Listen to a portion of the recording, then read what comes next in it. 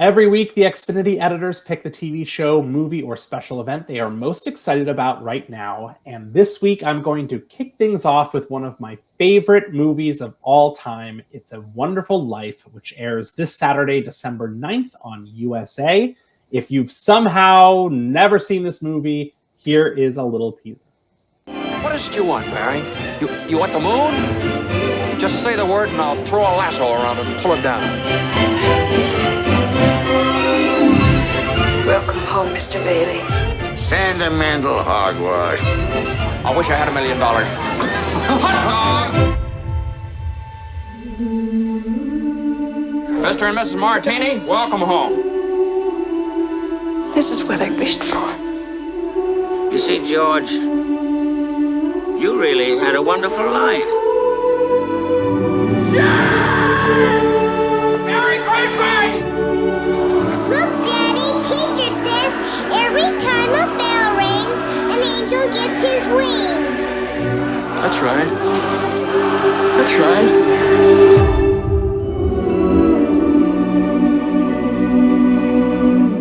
Released in 1946, It's a Wonderful Life is the story of George Bailey, a young man who repeatedly sacrifices his own dreams of financial success and world travel in order to help his family and community in his small hometown of Bedford Falls, New York.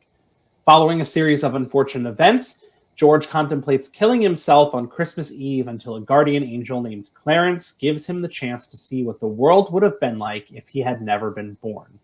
Although It's a Wonderful Life was a box office bomb and received mixed critical reviews when it was first released, the film is now widely regarded as one of the greatest of all time and was also nominated for 5 Academy Awards, including Best Picture, Best Director for Frank Capra, and Best Actor for star James Stewart. The film also features one of the greatest movie villains of all time, Mr. Henry Potter, who was played by Drew Barrymore's great uncle, Lionel Barrymore. It's kind of funny that It's a Wonderful Life has gone down in history as one of the greatest holiday movies of all time, considering that more than half of the film doesn't even take place during the holiday season. It's just like summer. Even so, it's one of my favorites, one of those movies that I can quote from beginning to end, and it's a must-watch for me every December. Maddie, you have not seen this movie, I'm sure. You know me. I have 2 Christmas movies that I watch every year, and then sometimes I'll introduce a new one. But I was intrigued by the trailer. One part specifically, more so than anything else, the funky knee dance. For whatever reason, I assumed that was a dance that was more created in the future. I didn't realize we were doing funky knees back in the day. That was quite a move, in black and white, nonetheless. I feel like I recognize some of the lines. What was the one? Every time a bell rings, an angel gets its wings. Yeah. Okay. Yeah, and I also love the It's a Wonderful Life, wink, title. I know. Every time that I just see the Leonardo DiCaprio pointing at the screen meme, you really have had a wonderful life. Yep.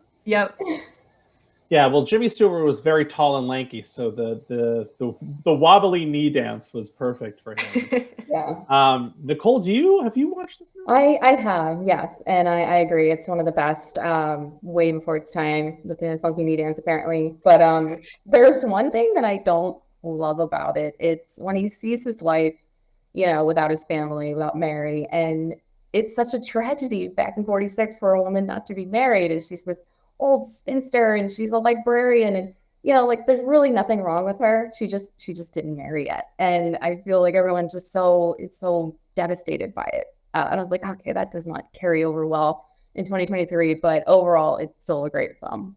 They also made her really haggard. The only reason she was beautiful was because she married George Bailey. Yeah, that's her whole life, what if she's happy as a librarian, Who doesn't love books? The movie actually only won one of the Oscars that it was nominated for, and it was for special effects because the special effects designer created a new way of producing fake snow for this movie. Previously, they had used white-colored cornflakes, and it was crunching on screen. So he created a new method of like this fake snow, and that's what he won for. Very cool. I just happen to know that, so I don't have all the details specifically. It's interesting though that like I know you said it's not Christmas all the time in the movie, but like that a holiday type film could get nominated for Best Picture.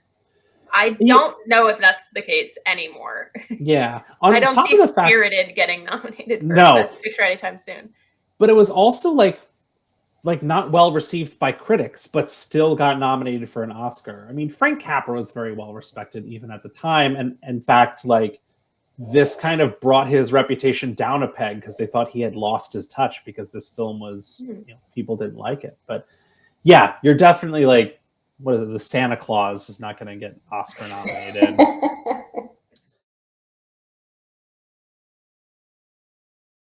All right, so I'm going for something a little different this time. I am looking forward to Leave the World Behind, hitting Netflix this Friday. This drama thriller is about a family's getaway that takes an ominous turn as two strangers show up and chaos ensues. There's just a lot happening in this movie, so let's take a peek at the trailer. Oh, this is nice. Kids look so happy. The Wi-Fi isn't working. Get a pad. I'm so sorry to bother you, but this is our house. This is your house. You want to stay here, but we're staying here. We need to get them out of here. I need to think everything's gonna be okay. Everything is gonna be okay, isn't it? We are seeing ongoing cyber attacks across the country. Something is happening, and I don't trust them. Everything I know, I have told you. I don't believe you. I would do anything to protect my family. What you do is your business. So you've got Julia Roberts, Mahershala Ali, Ethan Hawke, Kevin Bacon, all in the same film. Definitely a recipe for success, I'd say. I haven't personally read the book that it's based on, but it's giving Knock at the Cabin vibes, which I really enjoyed.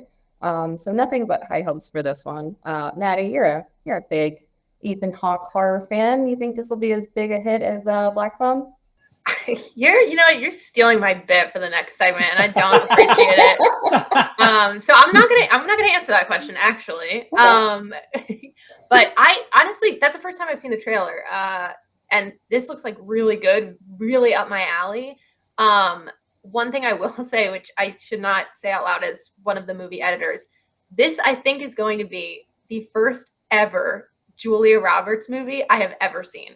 I have looked in my letterbox, which will show you like the percentage of movies you've seen from a specific actor. And I have never in my life seen a Julia Roberts film. So the first one is going to be this like chaotic sci-fi movie. Well, it looks kind of sci-fi, right? I don't know if I should call it that. But we have some work to do, but yes, I'm glad you're starting with this one. Yeah, it looks really good though. It's a good pick. I can't even remember the last movie Julia Roberts was in. Ticket to Paradise with George Clooney. Did you watch that one, David? Yeah, that one. No, I didn't. I didn't watch that one either. But this looks really awesome. I am also a really big Ethan Hawke fan. The Ethan Hawke brigade over here. Jeez, you guys. I mentioned last week on What to Watch Live that, Julianne Moore was one of the kindest people I've ever interviewed. And also on that list is Ethan Hawke, was just one of the nicest, most attentive, most giving interview subjects. Like nothing was off limits. He was interesting. He had great stories. He just a great guy. So that all adds to my like general love for Ethan Hawke. I do have concerns about this because of Sam Esmail being involved, only because I felt like Mr. Robot took a pretty steep dive. And I liked it at first, but then it was not great. And also, he was also involved in, I believe, season 2 of the show Homecoming, excuse me, which had Julia Roberts, and or season 1. Either way, that wasn't great either. So cautiously optimistic. Well, the movie. Mahershala is I think like Mahershala he's not getting involved in something that's not good.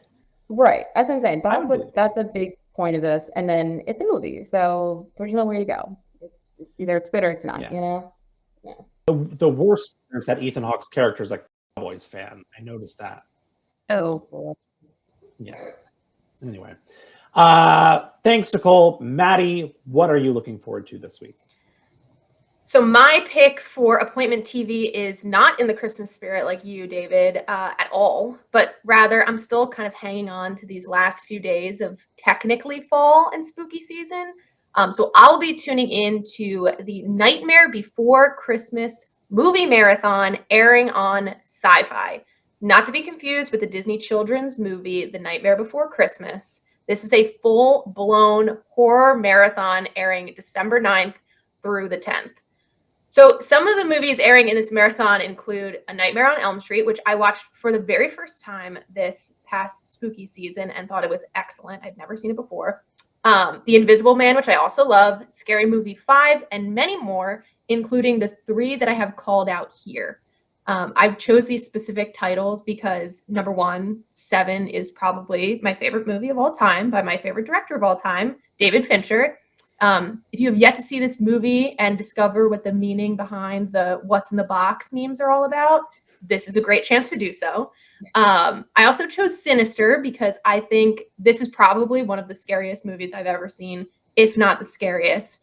And we've talked about him at length already. Stars Nicole and David's guy, Ethan Hawke, in his greatest horror performance ever. And I know that's gonna I'm gonna get a lot of backlash from that from the 2, I guess, leads of the Black Phone fan club. I hate the Black Phone. Oh right, David hates it. David hates it. That's right. I'm sorry. This is just to Nicole. Yeah, just me. Yes, I love this movie. It is terrifying. His character moves his family into a new home in a fictional town in Pennsylvania, and upon arrival finds mysterious film reels in the attic that contain brutal video of entire families being murdered in some of the most disturbing ways possible. And in one of the tapes Hawke's character watches contains one of the most effective jump scares, I think, in modern horror. I actually rewatched it on YouTube yesterday just to prep, and it stands up as very scary, even though I've seen it a million times. So that's going to be a rewatch for me as well. I also threw in Santa's Sleigh to bring in a little holiday spirit here. I have not seen this movie, but the trailer looks ridiculous. I probably should have had the trailer of that movie just prepped for this. It's not very scary. It's more so a comedy than anything else. I'm just going to read verbatim the synopsis so I don't mess this up. Santa Claus is actually a demon who lost a bet with an angel. So he becomes the giver of toys and happiness. So it's all just like a farce, like the Santa Claus thing. But when the bet is off, he returns to his evil ways. The trailer is wild. I checked both of your Letterboxd accounts, and it looks like neither of you have seen this movie. Nope. So I urge you both to check out the ridiculous trailer, and maybe we can virtually watch along on Sci-Fi. So yes, I'm staying spooky with the Nightmare Before Christmas movie marathon, again happening on Sci-Fi December 9th and 10th. Nicole, I think now you can have the floor on why maybe I'm wrong about this being Ethan Hawke's greatest horror performance ever. Don't do that. Yeah, let me have the floor so I can talk about Black Phone. Okay. No, I mean, I know how you guys feel about Black Phone. I really enjoyed it. I mean, who else didn't? That's why they're making a sequel, right? But I just recently watched Sinister. I think Maddie and I talked about it. I thought it was a great idea. I thought it was really interesting. It's just one of those that I always forgot to watch during the Halloween season. I didn't love it as much as you did. So I will not say it's the best horror film for Ethan Hawke. Sorry. David, back me up here. Yeah. You've seen Sinister, correct? I have, and it's far better than Black Phone, and it is very, very scary. I've complained so many times about Black Phone on this show that I'm not even going to do it again. But Yeah. I do want to talk about how much this Santa looks like Paul Giamatti. Oh, It's not. It does though. Yeah. I forget. You would actually know who the actor is because he's like a wrestler or something. Is it Bill Goldberg? I think so. I should have God. prepped that. I think it's something like that. Yeah. So you'd love this. Fran Drescher is also in this. Oh, Which is exciting, especially for her with all the SAG stuff. Mhm. And there's also a younger. Okay, Goldberg, correct. They got a great cast here. There's a young star in it whose name I don't have off the top of my head, who has appeared in a lot of things recently. It doesn't look like he's aged at all, and he's fabulous in the trailer for this movie, and in his future endeavors. And I don't know what his name is, so I shouldn't have even brought it up. But I will be watching Santa's Sleigh probably first in this marathon. I look For forward as to much as I love professional wrestling, a wrestler acting is more likely to drive me away from the project than draw me to it. I don't need to see Bill Goldberg as Santa, but you've intrigued me now, especially because I can't imagine what Fran Drescher. Actually, the idea that this is a curse is like kind of cool. I like kind of like that plot twist. Yeah, it seems like one of those movies that would not get made today. So if you're looking for a little blast from the past to see what they used to be able to get away with, I think this is a good one. Amazing. Well, if you want to check out all the TV shows we just discussed and the movies, Santa's Sleigh, maybe, Sinister, not Black Phone, just say what to watch into your Xfinity voice remote right now.